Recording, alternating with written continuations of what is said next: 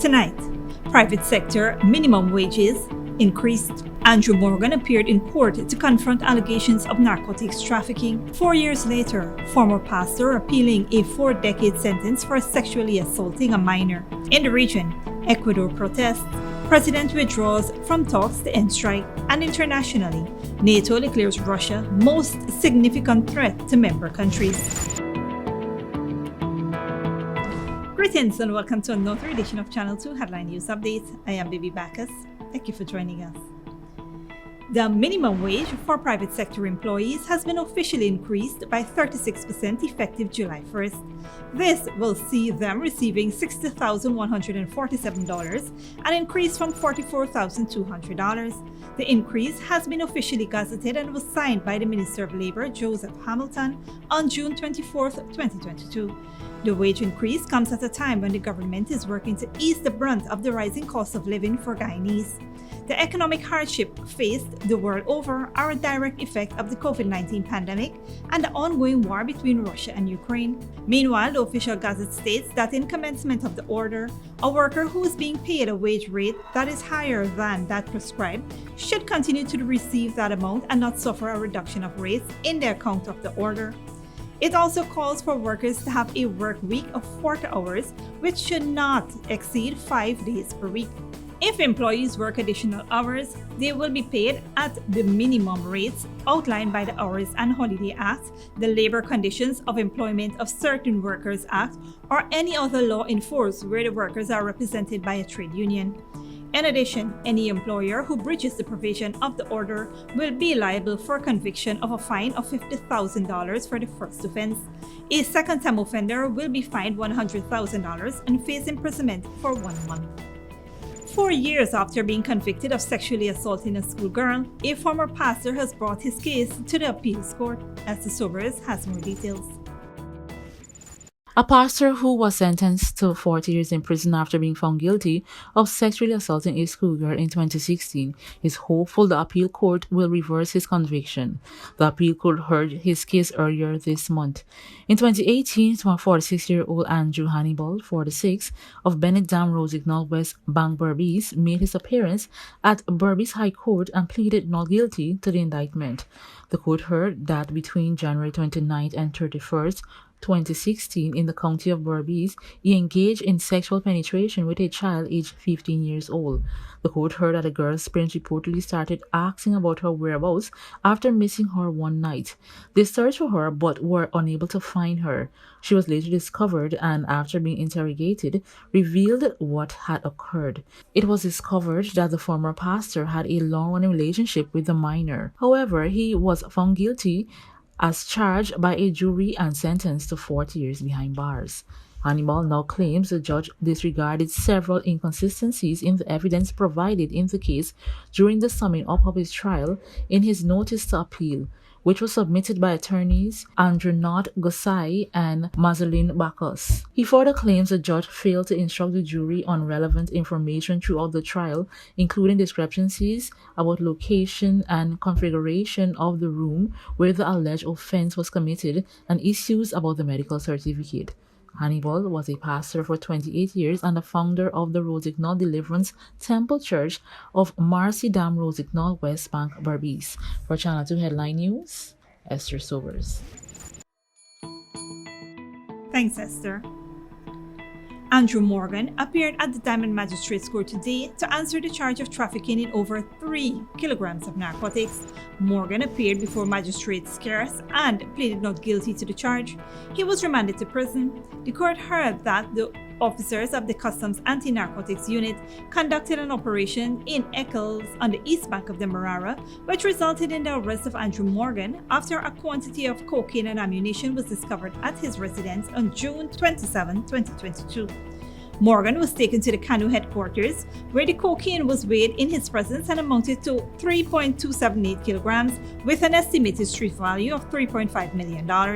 It is suspected that the cocaine was to be transported overseas, where the value would have been much higher. Morgan will return to court on August 4, 2022. Stick around after the break. Minister of Health addresses COVID hospital negative rumors and every child safe. Short story writing competition is back for a second round, but before that, here's the bridge retraction schedule.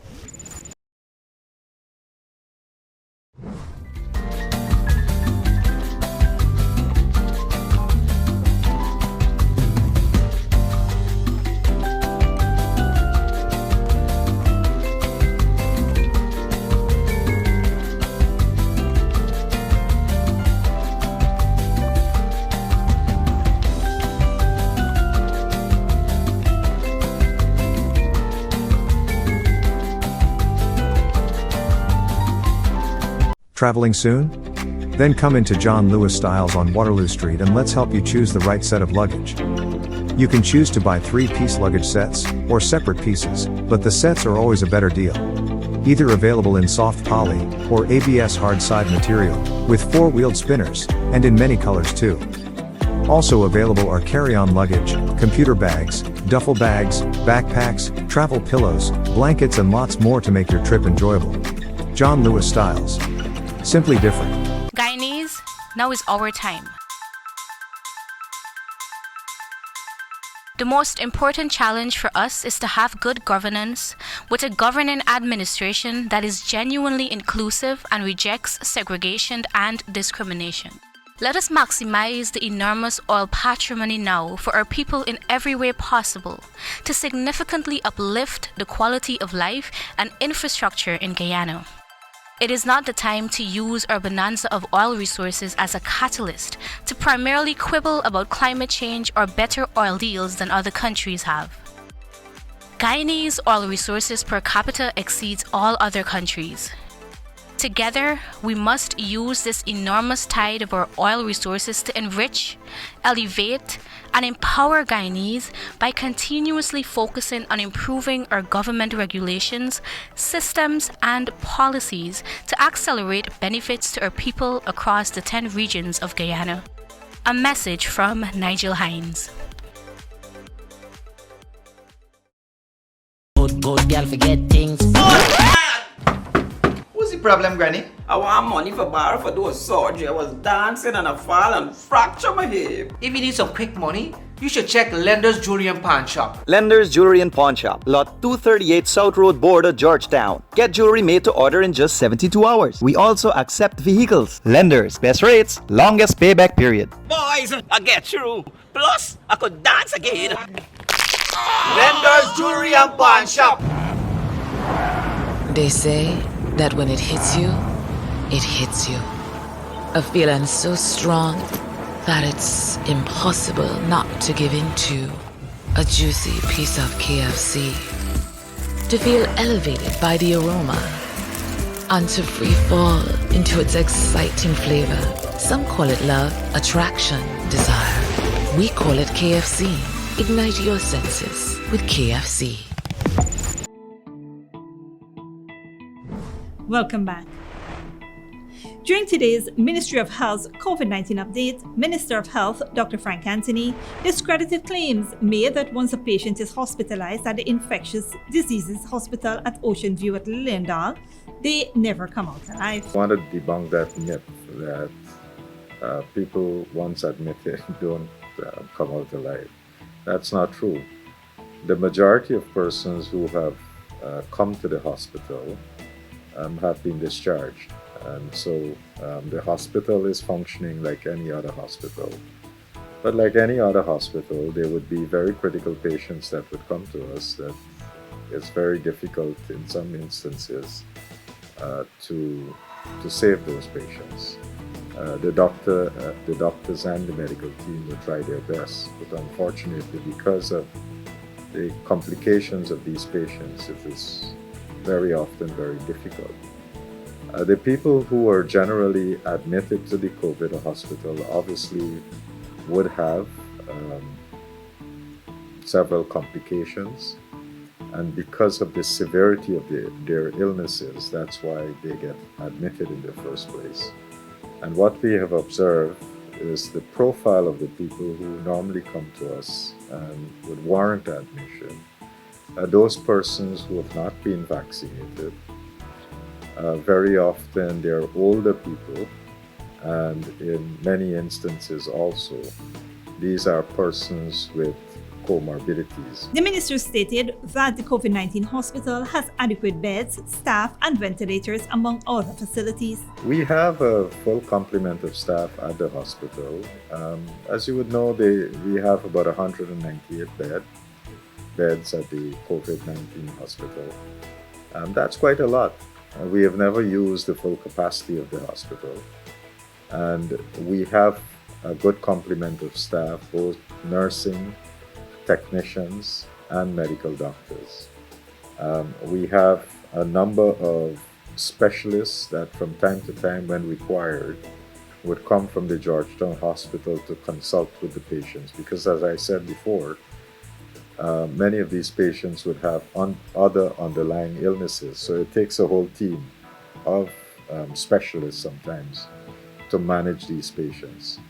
We have had instances when persons come into the hospital, but they require surgery. And so we have a theater that has been set up at the Ocean View hospitals where we can operate if it is necessary and if it is an emergency, operate on those patients right at Ocean View. We have had instances where people come in and because they have kidney problems, they go into kidney failure, they would require dialysis. We have a dialysis machine set up at the COVID hospital.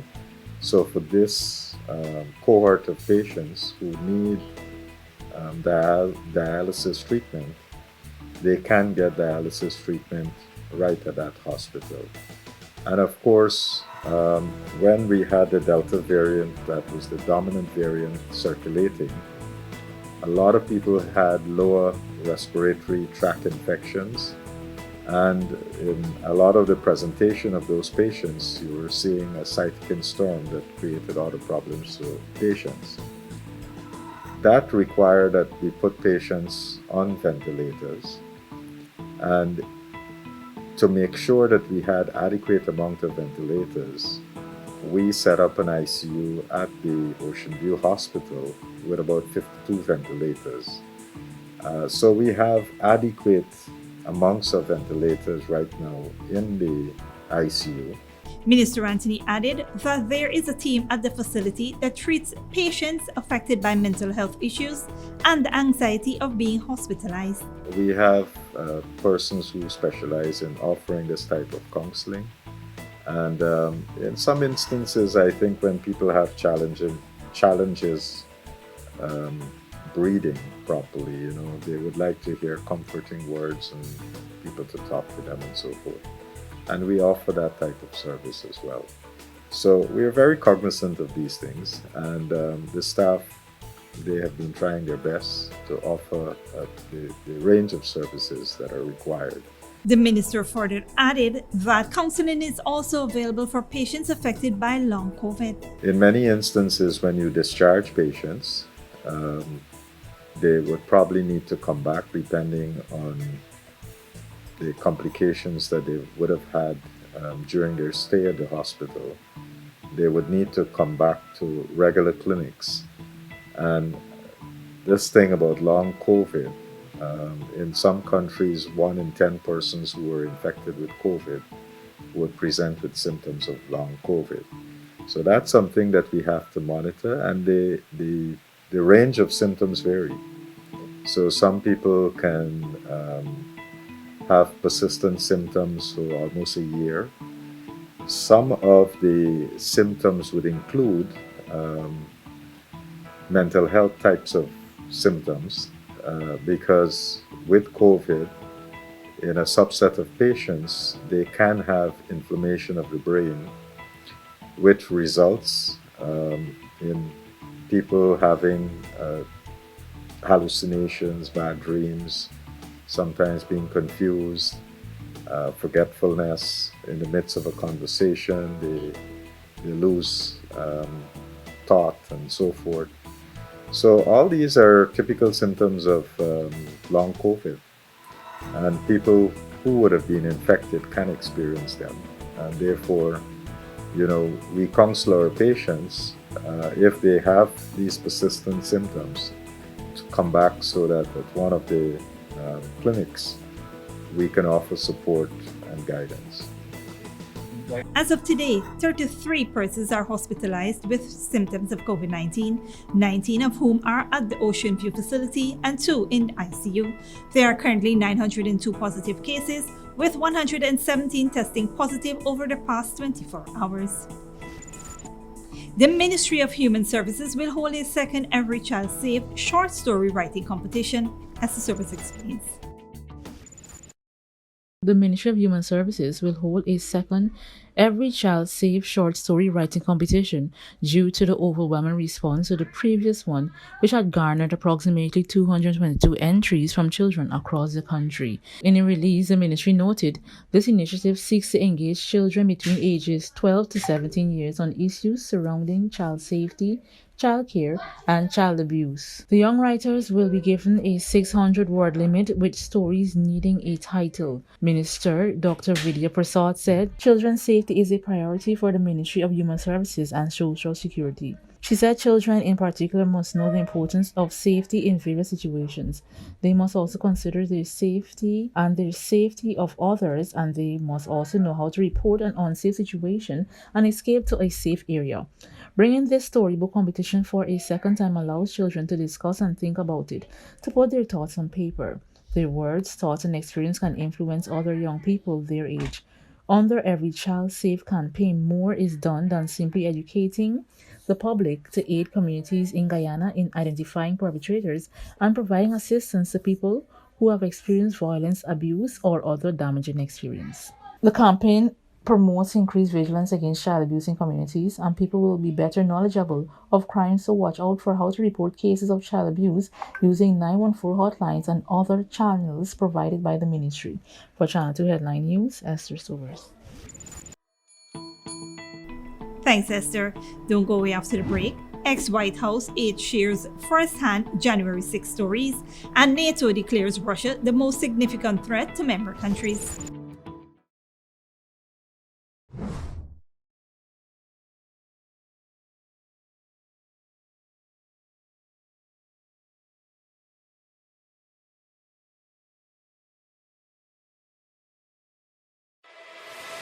Furnishing your home or office has never been easier. Here at Kissoon's, our inventory of locally made and imported furniture, offered at amazing prices, will leave you wanting more. From vinyl, floor rugs and carpets, bedroom, dining and living room sets, mattresses, pillows, office desk, chairs and filing cabinets, outdoor benches and tables. We have a piece of furniture for every room imaginable in your home or office. Check out our flagship store at Industrial Site Rijnveld or one of our branches in New Amsterdam, Port Morant, Riverton and Camp Street. Kissoon's Furniture, furnishing homes for over 50 years. Sooner or later you will have another power failure. Are you prepared for the next blackout? Some essential equipment such as security cameras, lights, internet, gate motors, and water pumps may stop working. How can you prevent the next blackout? InverterTech has an affordable solution for you. A strong UPS system which uses the latest inverter and solar battery technology to prevent blackout. We smartly calculate your average power demand so you don't spend more than you need to. Call 223-2233 for more information. When you need money and you gotta get it fast, Creative Jewelry and Pawn Shop is the place for that confidential transaction in a quiet and secure location. You'll get the highest value per pennyweight for your gold and also enjoy the lowest interest rates and longest payback period too. Yes, for that instant transaction to solve a pressing financial problem. That Creative Jewelry and Pawn Shop, 46 Boyle Place, that's between the Ministry of Housing on Brick Dam and White Castle Fish Shop. Be your first and only choice. Creative Jewelry and Pawn Shop, safe and sound, solid and secure, always there for you. Telephone 231-7878 and 223-8955. Traveling soon? Then come into John Lewis Styles on Waterloo Street and let's help you choose the right set of luggage. You can choose to buy 3-piece luggage sets or separate pieces, but the sets are always a better deal. Either available in soft poly or ABS hard side material with 4-wheeled spinners, and in many colors too. Also available are carry-on luggage, computer bags, duffel bags, backpacks, travel pillows, blankets and lots more to make your trip enjoyable. John Lewis Styles. Simply different. Guyanese, now is our time. The most important challenge for us is to have good governance with a governing administration that is genuinely inclusive and rejects segregation and discrimination. Let us maximize the enormous oil patrimony now for our people in every way possible to significantly uplift the quality of life and infrastructure in Guyana. It is not the time to use our bonanza of oil resources as a catalyst to primarily quibble about climate change or better oil deals than other countries have. Guyanese oil resources per capita exceeds all other countries. Together, we must use this enormous tide of our oil resources to enrich, elevate, and empower Guyanese by continuously focusing on improving our government regulations, systems, and policies to accelerate benefits to our people across the 10 regions of Guyana. A message from Nigel Hines.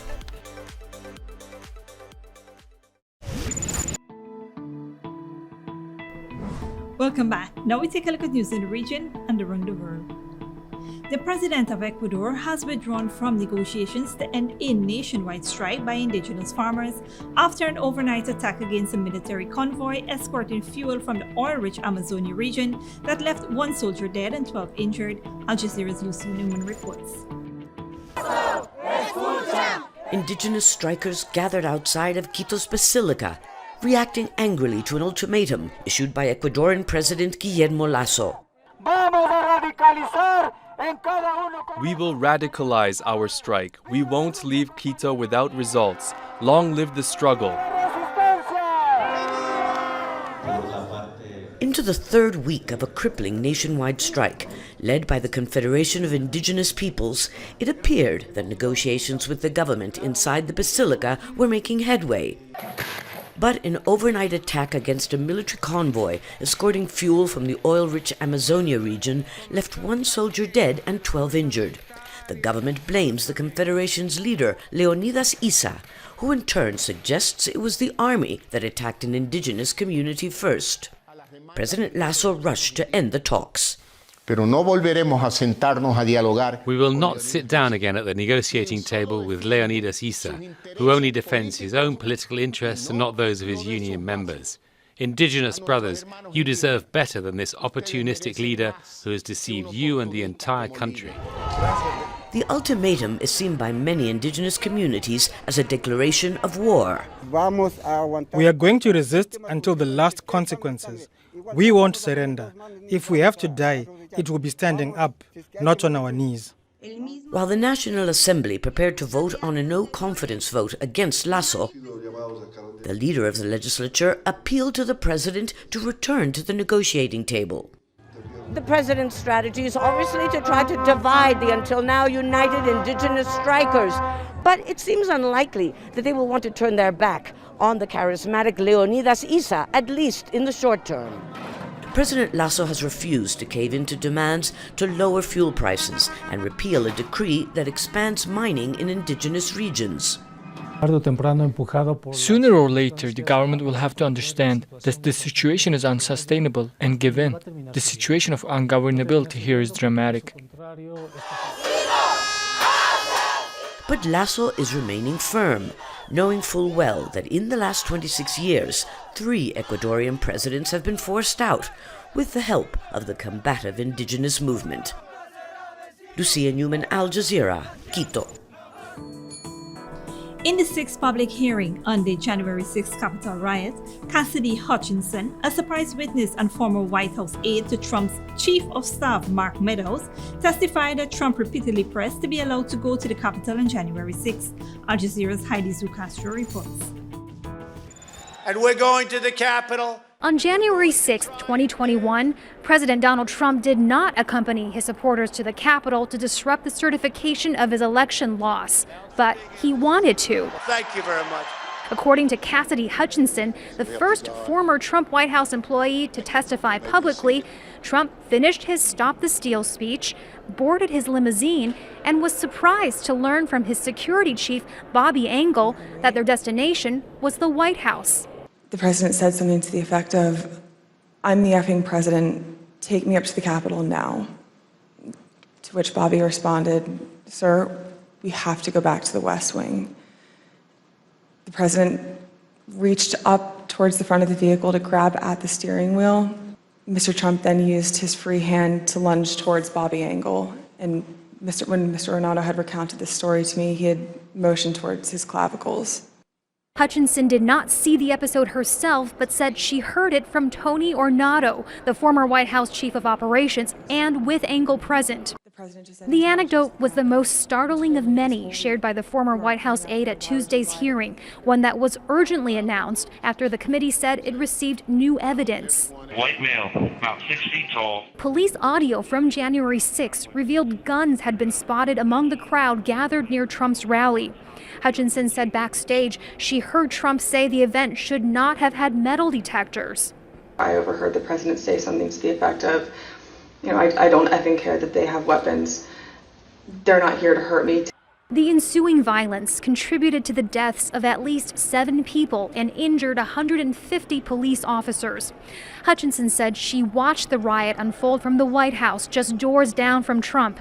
She recounted this conversation between her boss, Chief of Staff Mark Meadows, and the White House's top lawyer. I remember Pat saying something to the effect of, "Mark, we need to do something more. They're literally calling for the vice president to be effing hung." And Mark had responded something to the effect of, "You heard him, Pat. He thinks Mike deserves it. He doesn't think they're doing anything wrong." The he was Trump, according to Hutchinson's testimony. She said Trump was reluctant when he called off the rioters more than 3 hours into the violence. We have to have peace. So go home. We love you. You're very special. Trump weighed in on Tuesday's hearing, saying he hardly knows Hutchinson and denied many of the accusations. Hutchinson also says Meadows and Trump's former personal attorney, Rudy Giuliani, both sought presidential pardons. And she says many members of Trump's inner circle were concerned that the cabinet would use the 25th Amendment to remove Trump from office. Committee members say they've seen concerning signs of witness tampering, but plan at least 2 more of these hearings in July. Heidi Jo Castro, Al Jazeera, Washington. And internationally, NATO has declared Russia the most significant and direct threat to its members and is bolstering its force across Europe. The alliance will also step up its military and financial support to Ukraine as it battles Russian forces. Al Jazeera's Jonah Hall reports. NATO leaders arrived at a historic summit projecting unity and strength in the face of a new threat. This conflict in Ukraine is not a regional issue. It's a global struggle between democracy and autocracy. NATO is rewriting its own playbook, boosting battle-ready troop numbers across its eastern flank, and with plans to vastly increase rapid reaction force numbers from 40,000 to 300,000 troops by 2023. Russia's deadly attack on a shopping mall in southeast Ukraine on Monday foreshadowed this summit. Until recently considered a NATO partner, Russia will, for the first time since the Cold War, officially be redesignated an enemy threat. We meet in the midst of the most serious security crisis we have faced since the Second World War. President Zelensky appealed, as he does relentlessly at international events, for more help. He warned the leaders present that Russia's next move may be against one of them. And NATO is determined to do what it can, offering a further package of non-lethal assistance, this defensive alliance careful not to be seen to be joining the conflict. But we never wanted to have escalation with Russia. All we want is to live in peace in Europe. And therefore, we are making crystal clear that we are ready to defend ourselves and preparing all the structures for what we need. The summit began on a high note after an arms and security agreement was reached, allowing Turkey to lift its objection to bids by Sweden and Finland to join the alliance. So Sweden and Finland attend this summit as official invitees. Their membership bids approved by all 30 leaders to be ratified by national parliaments in the coming months. Turkey said it got what it wanted. Well, so did NATO, able to project both a united and expanded front and gaining superiority over Russia in the Baltic region. President Biden, announcing an expanded US military presence in Europe, said the alliance had never been so galvanized, a major shift to a state of readiness for whatever turns Russian aggression may yet take. Jonah Hull, Al Jazeera, Madrid. And that is it for today's regional and international news. Here now is your 3-day weather forecast.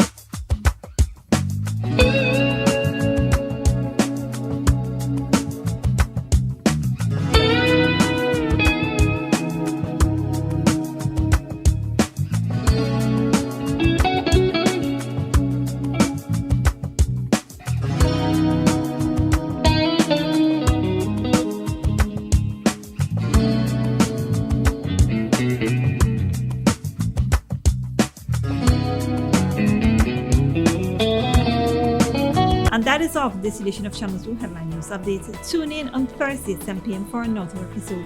Be sure to subscribe, like, and follow us on Facebook and YouTube. Until then, please take care of yourself and each other.